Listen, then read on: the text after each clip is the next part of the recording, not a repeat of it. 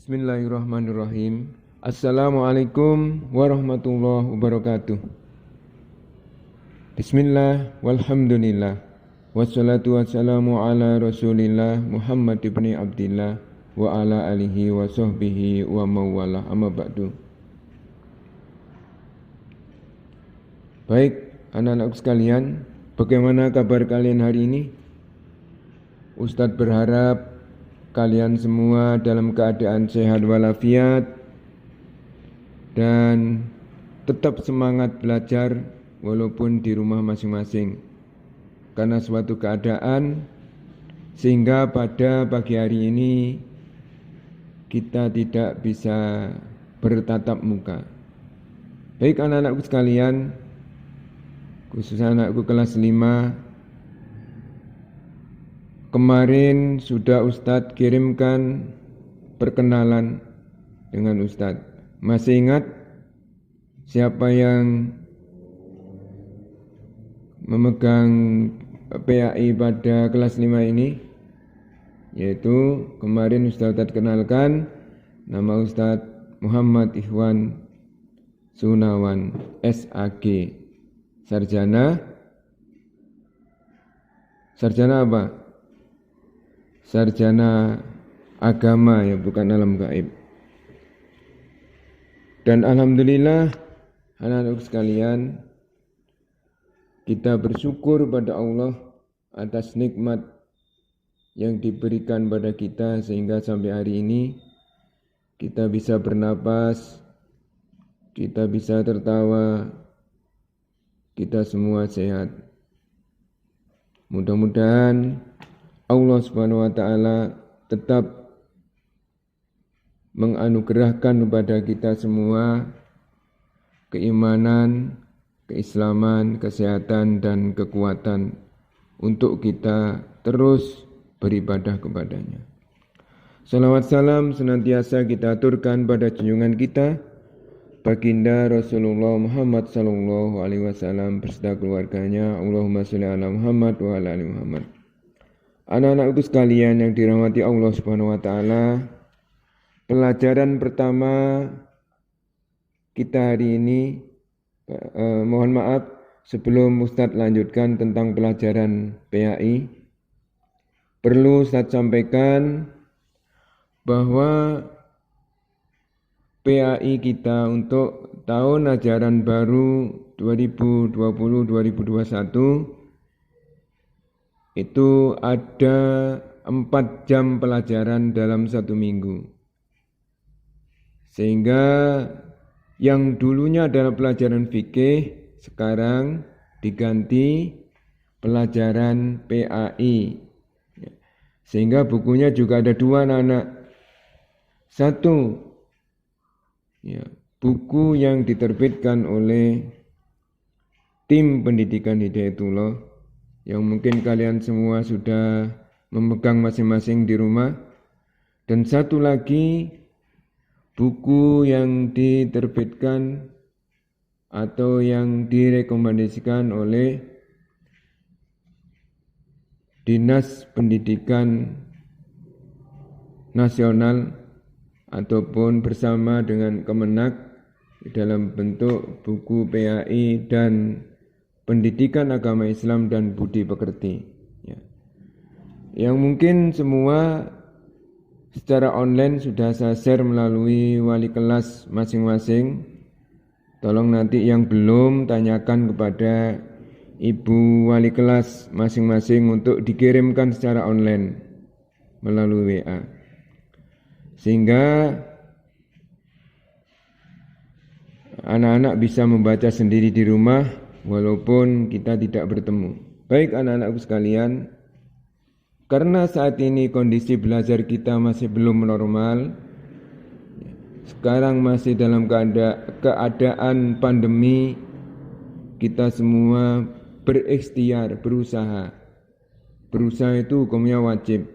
Jangan sampai kita tidak mau berusaha sehingga itu dikatakan kita bunuh diri. Kalau sudah tahu itu jurang, kita tidak menghindarinya, kita tak masuk, namanya itu bunuh diri. Oleh karena kita masih pandemi anak-anakku sekalian, maka belajar kita masih secara online. Mari sama-sama kita berdoa kepada Allah Subhanahu wa taala, mudah-mudahan penyakit ini atau pandemi ini segera berakhir. Dengan apa? Dengan banyak membaca doa. Allahumma inni a'udzubika minal barosi wal jununi wal judami wa sayil asqam. Allahumma inni, ya Allah, aku berlindung kepadamu dari penyakit baros, penyakit kulit, penyakit belang, dari penyakit gila, kemudian dari penyakit lepra, dan juga penyakit yang berbahaya lainnya, yang membahayakan kehidupan dan kesehatan kami. Itu anak-anakku sekalian ya. Baik anak-anakku sekalian, karena sekarang kondisi belajar kita masih secara online, maka Ustadz menganjurkan kalian tetap fokus untuk mengikuti pelajaran, dan yang Ustadz ajarkan selama masa online ini, karena waktunya 1 minggu 1 kali, maka buku yang akan kita pakai adalah buku yang ada di depan, di pegangan kalian masing-masing, yang kalian bisa baca setiap hari.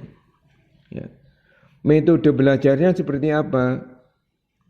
Metode belajarnya atau model pembelajarannya anak-anak nanti Ustadz menyampaikan secara ringkas materi-materi yang kita pelajari.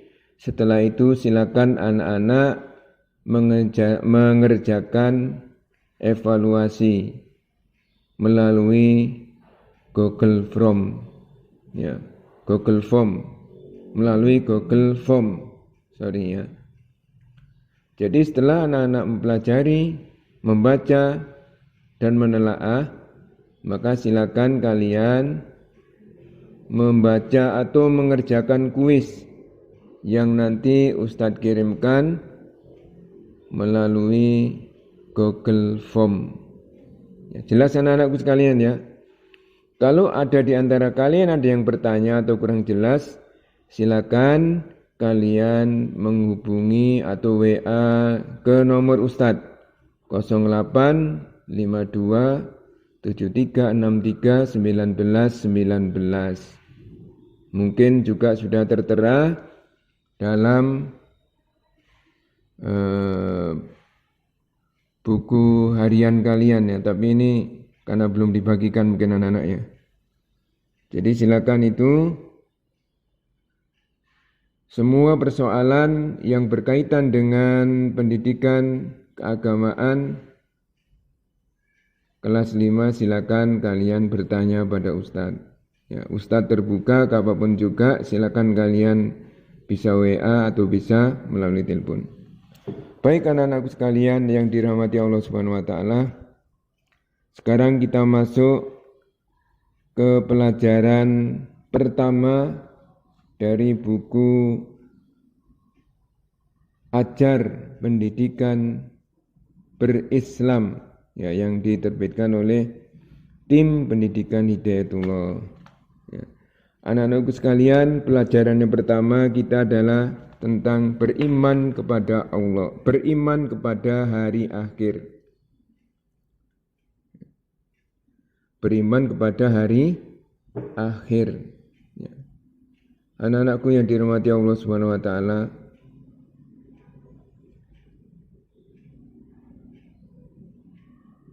dalam rukun iman itu ada 6. Rukun 6 sudah hafal belum? Kalian harus sebagai orang Islam, pertama kalian harus hafal, harus paham rukun Islam dan juga rukun iman. Rukun iman adalah perkara-perkara yang wajib kita imani adanya. Rukun iman itu ada 6 jumlahnya. Ketika Rasulullah SAW sedang duduk-duduk bersama para sahabat, anak-anakku sekalian, berkumpul, duduk berlingkar bersama para sahabat, tahu-tahu datanglah seorang tua yang berpakaian serba putih, rambutnya hitam mengkilat, dan bau parfumnya sangat harum. Kemudian dia duduk bersebelahan dengan baginda Rasul Muhammad SAW. Para sahabat keheranan, siapa orang ini? Tahu-tahu sudah berada di tengah-tengah mereka.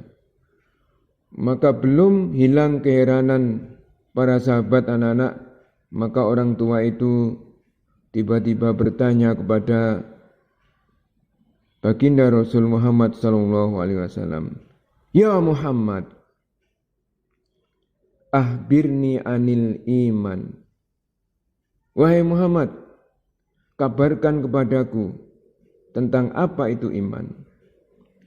Maka Rasul sallallahu alaihi wasallam menjawab, "Al-imanu amantu billahi wa malaikatihi wa kutubihi wa rusulihi wal yaumil akhiri wal qadri khairihi wa sarihi." Jadi itu imannya. Saya ulang, al-imanu amantu billahi wa malaikatihi wa kutubihi wa rusulihi wal yaumil akhiri wal qadri khairihi wa sarihi. Jadi ada 6. Sekali lagi Ustaz ulang, amantu billahi wa malaikatihi wa kutubihi wa rusulihi wal yaumil akhiri wal qadri khairihi wa sarihi. Iman itu ialah aku percaya kepada Allah. Aku percaya kepada hari akhir. Aku percaya kepada malaikat Allah. Aku percaya kepada kitab-kitab Allah. Kemudian aku percaya kepada Rasul-Rasul Allah. Aku percaya kepada hari akhir. Dan aku percaya kepada takdir Allah. Ya, ini ada 6. 1, beriman kepada Allah. 2, beriman kepada malaikat-malaikat Allah. 3, beriman kepada kitab-kitab Allah. 4, beriman kepada para Rasul-Rasul Allah. 5, beriman kepada hari akhir. 6, beriman kepada qada dan qadarnya Allah atau takdir. Ya, begitu anak-anak ya. Jadi rukun iman itu ada 6. Sedangkan yang akan kita pelajari pada kesempatan hari ini anak-anakku sekalian adalah beriman kepada hari akhir. Yaitu amantu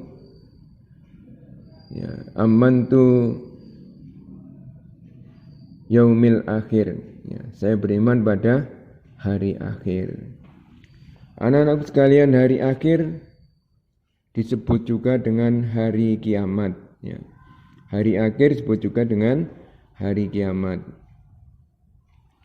Yaitu suatu masa berakhirnya kehidupan dunia di mana Allah Subhanahu wa taala menghancurkan seluruh alam semesta berupa langit, bumi, dan seluruh isinya. Anak-anakku sekalian, langit, bumi, dan seluruh isinya sangat luas dan tidak ada satupun orang yang bisa mengukur berapa luasnya langit dan bumi kita. Mungkin kalian telah mengenal tentang tata surya. Mungkin kalian mengenal adanya galaksi-galaksi yang di sana terkandung miliatan bintang-bintang. Ya. Sedangkan bintang-bintang itu bagaikan matahari dan seluruh planet yang ada mengelilinginya. Ya. Maha besar Allah terhadap apa yang telah Dia ciptakan. Anak-anakku sekalian, itu di alam angkasa, di jagat raya, belum lagi di alam bawah, ya, di dalam laut, ribuan makhluk Allah yang diciptakan oleh Allah di dalam laut. Itu yang nampak besar. Belum lagi yang nampak kecil yang tidak bisa kita lihat dengan mata. Ya. Ada bakteri, ada virus, ya, termasuk virus corona. Itu adalah makhluk-makhluk Allah Subhanahu wa taala. Seluruhnya mereka, baik yang besar maupun yang kecil, akan mati ketika terjadi hari akhir. Semua yang hidup akan dimatikan oleh Allah Subhanahu wa taala, termasuk para malaikat. Malaikat yang terakhir mati ialah malakul maut. Ayo, siapa yang tahu siapa namanya malakul maut? Ya. Siapa namanya malaikat maut? Malaikat pencabut nyawa, yaitu malaikat Israel. Allah akan mencabut rohnya setelah ia bertugas mencabut roh semua makhluk. Baik anak-anakku sekalian, hari akhir disebut juga dengan hari kiamat, di mana pada saat itu manusia akan mengalami tahapan-tahapan dan perjalanan yang sangat panjang untuk menuju kepada pengadilan Allah Subhanahu wa taala. Tentang hari kiamat silakan anakku baca, ya. Banyak diterangkan dalam surah Al-Qari'ah, ada juga diterangkan dalam surah yang lainnya, ya, yang menerangkan tentang kiamat, ya. Yang semuanya memberitakan atau memberitahu, mengabarkan kepada kita semua tentang terjadinya hari kiamat. Anak-anak sekalian rahimakumullah, Rasulullah SAW banyak menceritakan tentang tanda-tanda akhir zaman itu, ya. Tanda-tanda akhir zaman atau tanda-tanda kiamat. Salah satu tanda akhir zaman adalah diutusnya baginda Rasul Muhammad SAW sebagai Rasul terakhir, ya. Anak-anak sekalian dirahmati Allah Subhanahu wa taala, hari kiamat tidak ada satupun yang tahu kapan akan terjadinya kecuali hanya Allah Subhanahu wa taala, ya. Selain Allah, tidak ada yang mengetahui secara persis kapan terjadinya hari kiamat. Rasul pun tidak mengetahuinya, tapi beliau mendapat wahyu tentang tanda-tandanya. Tanda-tanda kecil dan juga ada tanda-tanda besar. Tanda-tanda kecil hari kiamat adalah tanda-tanda yang menunjukkan dekatnya hari kiamat. Sedangkan tanda-tanda besar hari kiamat adalah tanda-tanda yang menunjukkan bahwa hari kiamat itu sudah sangat dekat dan sangat jelas akan terjadi. Anak-anak sekalian rahimakumullah yang dirahmati Allah, di antara tanda-tanda kecil hari kiamat ialah seorang hamba sahaya melahirkan anaknya, kemudian anak itu menjadi tuan majikannya. Kalau zaman sekarang anak-anak, mungkin anak-anakku sering mendengar berita-berita di TV, banyak anak-anak yang menjadikan ibunya, bapaknya pembantu di rumahnya. Bukan secara langsung, tetapi ketika seorang anak menyuruh kepada orang tuanya untuk memasak di rumah, menjaga anak-anak di rumah, itu sama dengan memperlakukan kedua orang tuanya sebagaimana pembantu.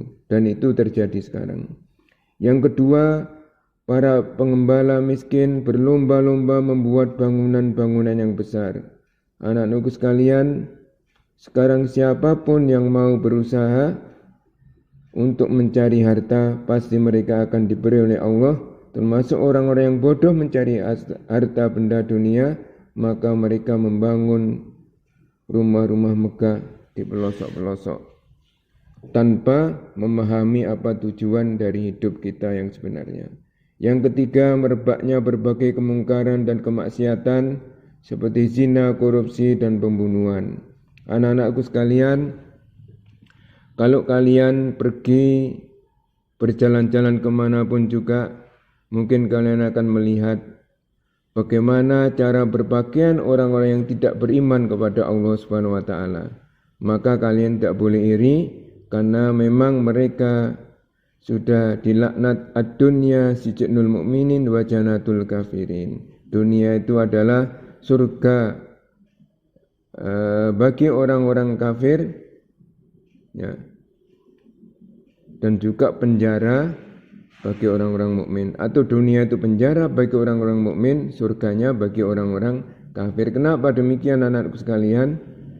Kalau kalian melihat ada wanita-wanita yang tidak memakai jilbab atau wanita-wanita yang memamerkan auratnya di tempat-tempat umum, pakai celana pendek, tidak pakai jilbab dan sebagainya, maka anggaplah karena mereka adalah surganya mereka. Dan tunggu saja kelak ketika masuk akhirat setelah kiamat, maka mereka akan mendapatkan siksa, dan itu hakikat dari penjara yang sebenarnya. Jadi ad-dunya sijnul mukminin wa jannatul kafirin. Dunia ini adalah penjara bagi orang-orang mukmin dan surga bagi orang-orang kafir. Kenapa dikatakan penjara anak-anakku sekalian? Karena kita orang-orang yang beriman kepada Allah, kita percaya ada kehidupan akhir, kehidupan akhirat yang abadi, yang kekal. Makanya kita diperintahkan untuk mentaati Allah, untuk mentaati, menjalankan semua syariat-syariat Allah Subhanahu wa taala yang Allah wajibkan. Misalnya salat 5 waktu, menutup aurat, ya, memakai hijab dan sebagainya. Itu adalah dalam rangka kita mentaati Allah Subhanahu wa taala untuk kita meraih surga yang abadi kelak di akhirat.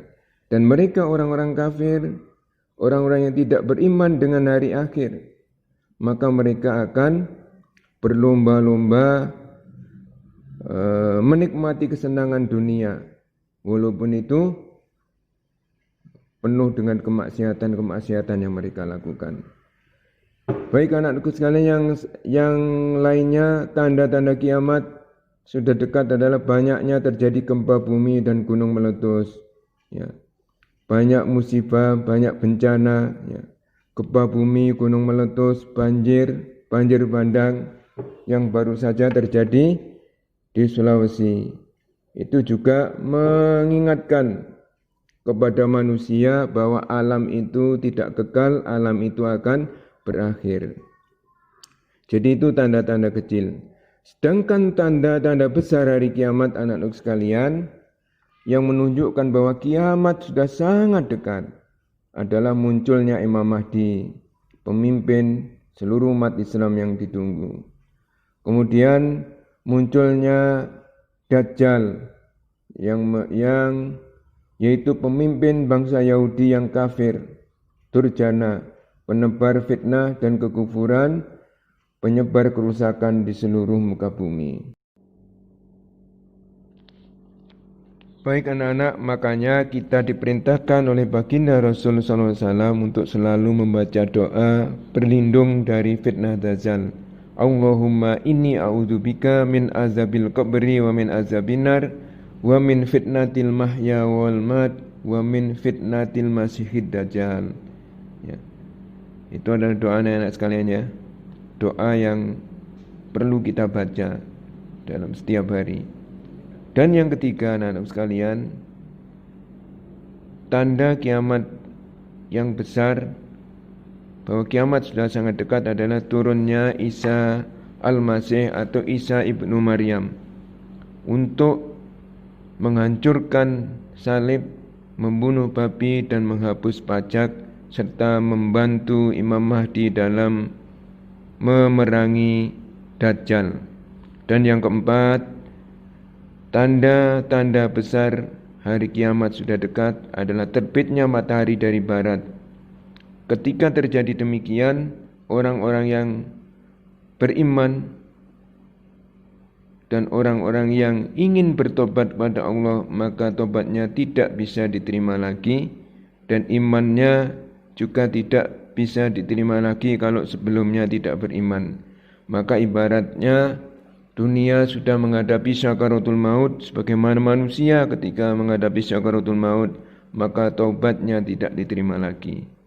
Dan kelima adalah keluarnya binatang yang bisa berbicara dengan manusia.